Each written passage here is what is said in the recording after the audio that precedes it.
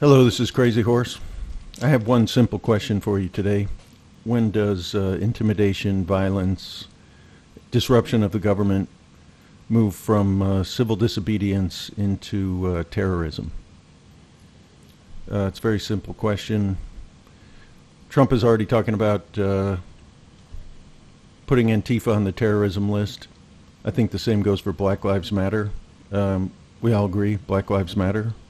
We don't agree with this organization, which is actually a political action committee. It's a front to raise money really under guise of supporting liberal causes and supporting black people, but it's really not that. It's really a political action committee to raise millions of dollars. It's raised tens of millions of dollars and given all that money to far left liberal candidates. And who knows where that money's going. It's supporting riots. It's supporting takeover of parts of cities and fighting police. You should think twice about putting money into this organization. It seems to be doing the same thing Antifa's doing. Seems to be a terrorist organization.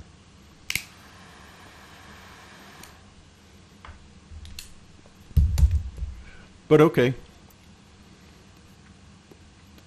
If Antifa and BLM are terrorist organizations, and they're being supported by the heavy donators, the heavy funders of the Democratic Party, at what point does the Democratic Party become a terrorist organization? Let's look at the definition here. What is a terrorist organization? Let's see. Terrorism, the unlawful use of violence and intimidation, especially against civilians, in the pursuit of political aims.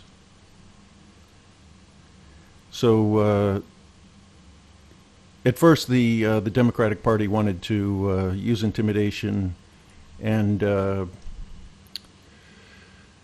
disrupting the economy with COVID, with locking down the government, with all the Democratic mayors and governors locking down their states and cities, with the express purpose of undermining Trump. It's been their mission all along since Trump was elected to undermine him, to get him out of office. They tried Russian collusion. They tried impeachment.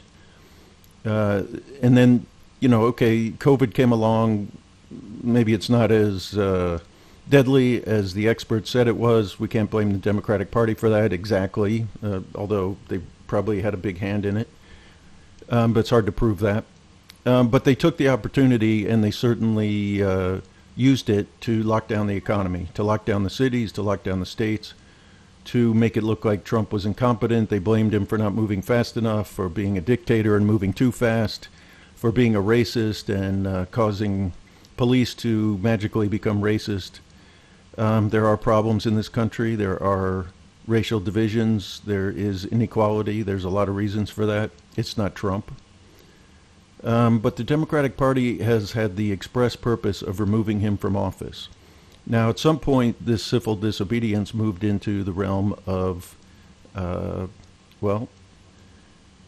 causing intimidation and violence to the point where everyone says, I don't love Trump, I don't love the Democratic Party, but let's get Trump out of office so that the violence stops. So that the violence on our economy, the violence on our jobs stops, so that we can get back to normal. That is the definition of terrorism. That's why the IRA bombed London. That's why terrorists bomb marketplaces and gathering places in the Middle East, because they want to create such a sense of fear and intimidation that we get out of there. The Irish wanted the English out of Ireland. The Arab countries, many of them, want the U.S. out of the Middle East. So they bomb and bomb and bomb, and they create terror, and they create division, and they create fear, so that we just throw up our hands and get out. And that's what the Democratic Party is doing right now. They're trying to make everybody say, you know what, I'm no backer of Trump, I'm no lover of Trump, but this has to stop. So let's give the Democrats the power. Let's give them control of the government, so at least this bullshit can stop. That's called terror. That's saying, okay, we're going to bomb your cities, we're going to destroy your economy, we're going to fight the police until you give us what you want. How's that not terrorism?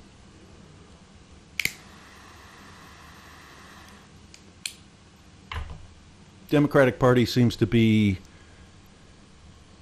incapable of putting a candidate up that is reasonable and as viable. Viability of being elected, it doesn't seem to be possible. So what are they doing? They're trying to undermine the country. They're trying to undermine the economy. They're trying to undermine Trump so that everyone, all the voters, throw up their hands and say, okay, enough is enough.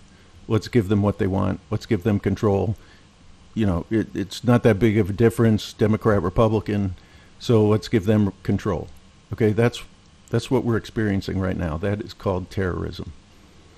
At some point, the Democrats have to be held account for this. It's just something you might want to look at before you fund these people, before you fund BLM, before you support Antifa, before you support defunding cops.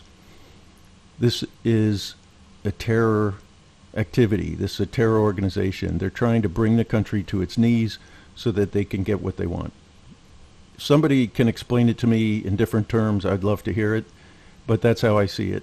And I need somebody to tell me how it's not that, how it's not terrorism, how the Democratic Party is not using terror to try and bring American voters to their knees. This is Crazy Horse. Thank you.